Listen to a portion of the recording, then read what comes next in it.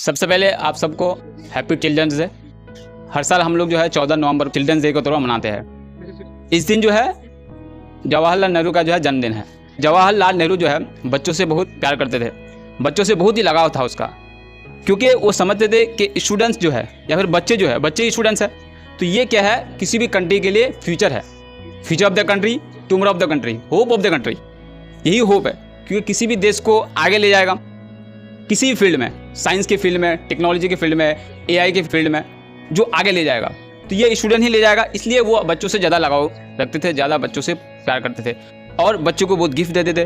कहीं पर भी अगर कोई मीटिंग होता था या फिर जलसा होता था तो वो बच्चों से जाके, स्टेज से जाकर उतर के जो है बच्चों से मिलते थे और उसको गिफ्ट देते थे, और बच्चे भी उसको जो है गिफ्ट देते थे। वो गिफ्ट क्या है, रोज़ देते थे। जवाहरलाल नेहरू को जो है बहुत ही पसंद था, बहुत ही उसको लाइक करते थे। और बच्चे जो है इस तरह से बच्चे से मिलते थे जैसे कि वो कोई नॉर्मल आदमी है। जैसे कोई घर में क्या होता है, सब आदमी से बच्चे की दोस्ती एक जैसे नहीं होती है, किसी से ज़्यादा होती है, किसी से कम होती है। तो उसी से ज़्यादा दोस्ती होती है जो बच्चे जैसा है, बच्चों को समझते हैं कि बच्चों को क्या चाहिए। बच्चे ये नहीं जानते कि क्या गलत है क्या सही है, जो उसको ठीक लगता है वो कर लेता है। तो जवाहरलाल नेहरू जो है ये चीज़ बहुत ही ज़्यादा बारीकी से समझते थे, इसलिए बच्चों से उनकी दोस्ती जो है ज़्यादा है। और बच्चे से दोस्ती रखना ही चाहिए, बहुत कुछ सीखने को मिलेगा। वो कोई चीज़ जो है, बच्चे क्या करते हैं, कोई चीज़ दिमाग में होल्ड करके नहीं रखते हैं।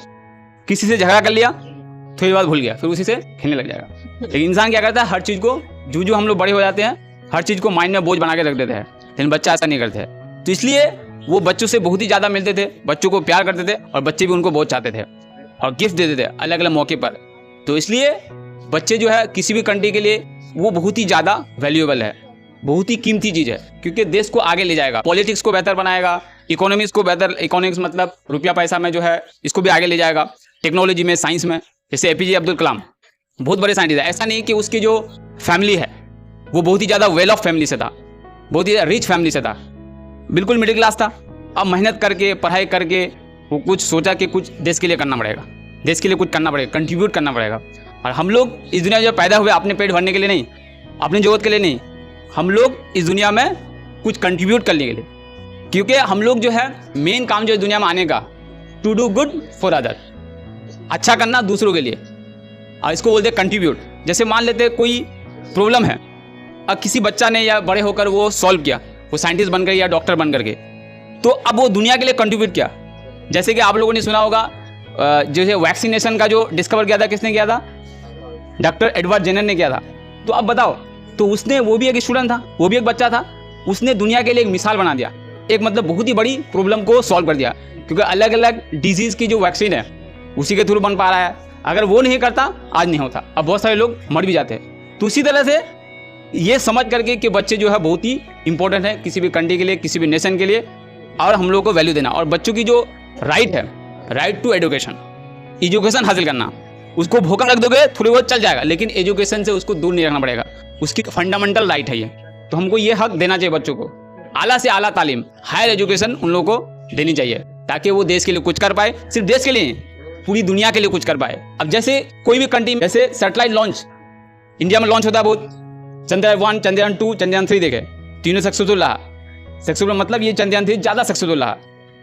अब देखो, ये एपीजे अब्दुल कलाम ने सैटेलाइट लॉन्चर को जो है उसको आइडिया दिया था।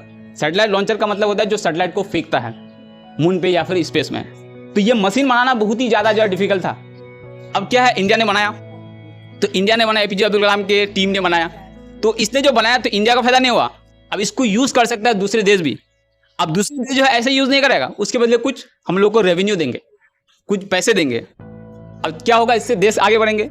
तो एपीजे अब्दुल कलाम बहुत ही ज़्यादा मिसाल बन गए। मिसाल मतलब ऐसा काम किया है जो नेक्स्ट लेवल का काम किया है, और बच्चे ही है जो दुनिया को नेक्स्ट लेवल तक लेके जाएगा। इसलिए बच्चे जो है बहुत ही इंपॉर्टेंट है किसी भी कंट्री के लिए, किसी भी नेशन के लिए।